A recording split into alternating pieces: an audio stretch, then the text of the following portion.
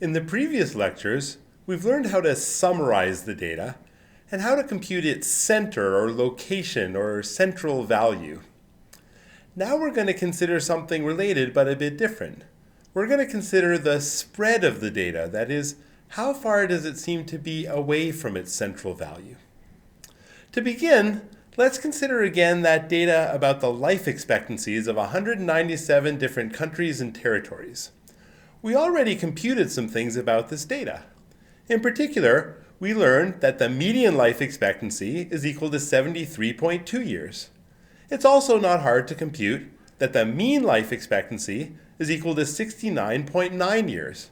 So these are two different measures of the location or the central value of the data. But now we say, what about the spread of the data? How far does it seem to be away from these central values? Now, one way to think about this is to consider the data's box plot, which we saw already and which is shown here. The box plot shows us various summary statistics, the minimum and the first quartile and the median and the third quartile and the maximum. So the simplest way to think about the spread of the data is to look at its range. That is, just take the maximum value minus the minimum value. In this case, the range is equal to 83.4 years minus 47.8 years, which is equal to 35.6 years. So this tells us that all of the data can fit into an interval which is of length 35.6 years. Another thing we can do is look at the interquartile range, or IQR, as we've seen previously. The interquartile range is found by taking the third quartile minus the first quartile. In this case, it's equal to 76.7 years minus 64.7 years, which is equal to 12.0 years. So we can also say that for this data, the interquartile range is equal to 12.0 years. This means that the middle half of the data can fit into an interval which is of length 12.0 years. So now we can summarize the spread of the data either by the range or by the interquartile range, and those are both nice ways to summarize the spread.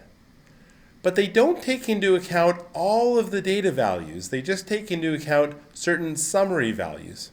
What if we wanted to use all of the deviations of all of the data values from their mean?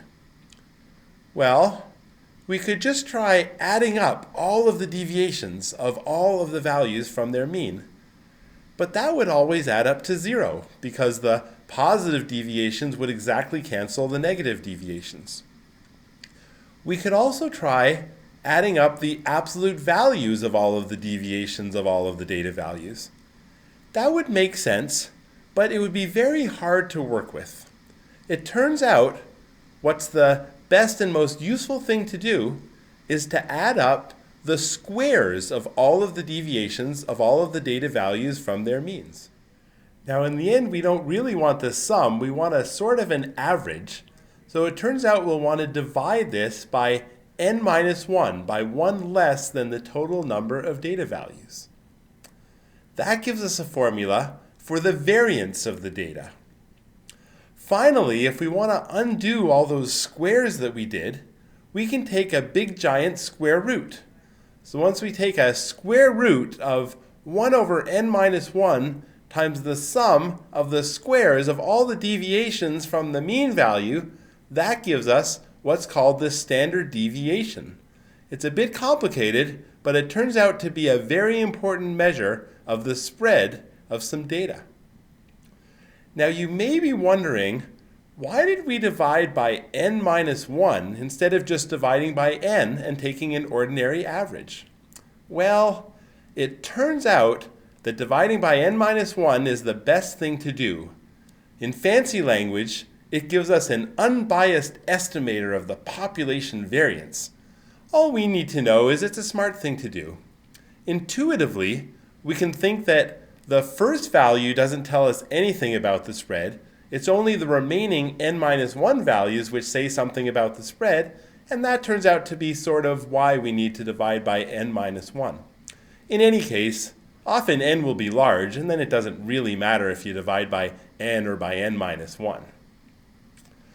So now we understand how to take not just the range and the interquartile range, but also the variance and thus the standard deviation of some data to figure out their spread. Now let's try working out an example by hand.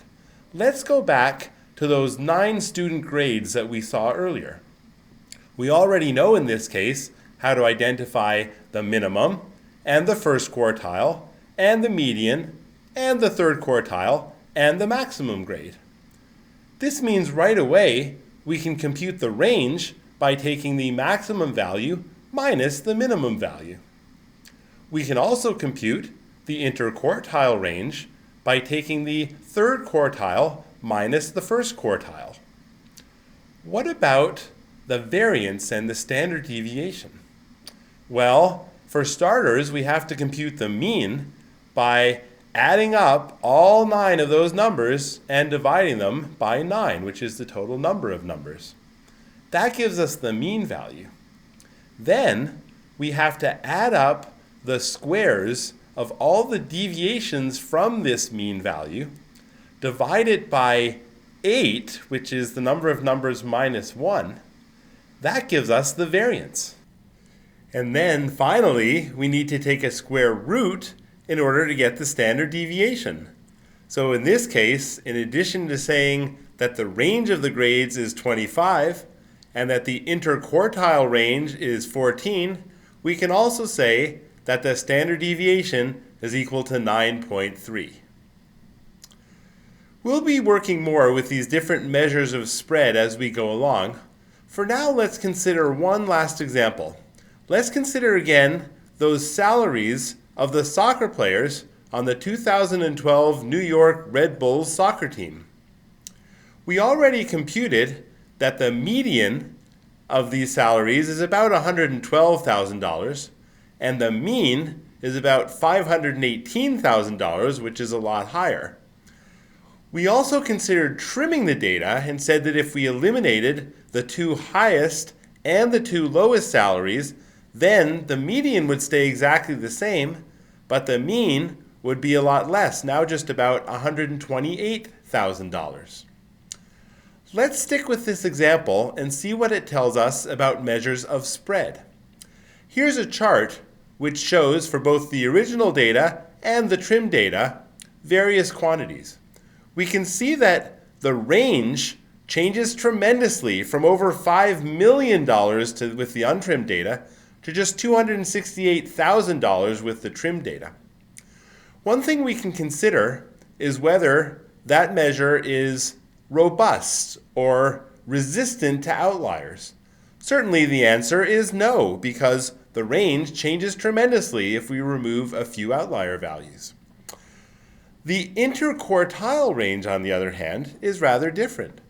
It's $150,000 for the full data and $146,000 for the trim data, almost the same. So we can say it is resistant to outliers. It is robust. Finally, we can consider the standard deviation that we just learned how to compute, and it's kind of complicated. We can also see that for the original data, the standard deviation is well over $1 million, but for the trim data, it's only $84,000. This says that the standard deviation is also not robust or not insensitive to outliers. So where does that leave us? We've now introduced 3 different ways of measuring the spread of data. First, we have the range, which is just the maximum value minus the minimum value. It's quite simple and often quite useful, but it's also not robust, and it's very sensitive to outliers or extremely large or small values. We also have the interquartile range, which is much more robust and in some ways a better way to measure the spread of data. Finally, we have the standard deviation, which is not robust to outliers, and it's quite complicated to compute, and yet it's going to turn out that that will be an extremely useful measure of spread for us. So there you have it, 3 different ways to measure the spread of data.